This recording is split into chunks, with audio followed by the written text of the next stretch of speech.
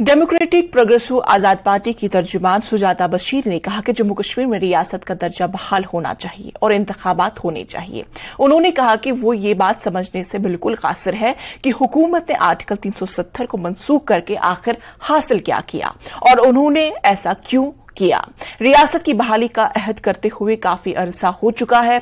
अब बगैर किसी ताखीर के रियासत का दर्जा जल्द बहाल होना चाहिए, क्योंकि हुकूमत कहती है कि वादी में हालात मामूल पर है। सुप्रीम कोर्ट ने जैसे बोला है कि गवर्नमेंट ऑफ इंडिया से पूछा है कि आप लोगों का रोड मैप तो बताएं, क्योंकि कश्मीर कितने टाइम से ऐसे विदाउट इलेक्शन हर एक चीज हैफजर्ड है, ना पता चल रहा है लोगों को क्या करना है, कहां जाना है, ना इलेक्शंस हो रहे हैं, ना लोगों के काम निकल रहे हैं। तो क्यों नहीं, अगर ये हमारा हक था, स्टेट था, तो स्टेटहुड क्यों वापस लिया गया।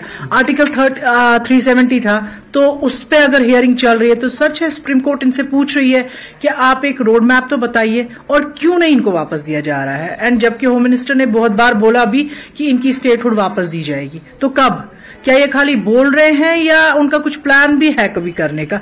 मुझे लगता है शायद वो लोगों को इसी में बहका रहे कि हम लोग दे देंगे, बट कभी उनको, मुझे नहीं लगता है कोई गवर्नमेंट ऑफ इंडिया का प्लान भी है कि इनको स्टेटहुड वापस दिया जाए, या इतने यहाँ हालात अब ठीक है। जबकि यही गवर्नमेंट बोल रही है यहाँ स्टोन पेल्टिंग नहीं हो रही है, यहाँ कोई हड़ताल नहीं हो रहा, तो अब किस चीज की इलेक्शन नहीं हो रहे। तो इलेक्शंस करवाइए, यहाँ लोगों की एक लाइफस्टाइल तो इजी कर दे। यहाँ लोगों की जिंदगी देखिए किस तरह परेशानी में है।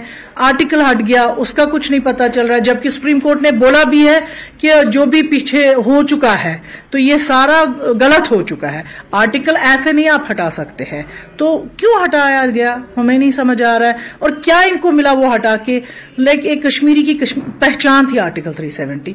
मुझे लगता है गवर्नमेंट ऑफ इंडिया को जल्द से जल्द यहाँ तो एक इलेक्शंस करवाने चाहिए और स्टेटहुड देना चाहिए, और यहाँ के लोगों का हक है वो रिटेन करना चाहिए।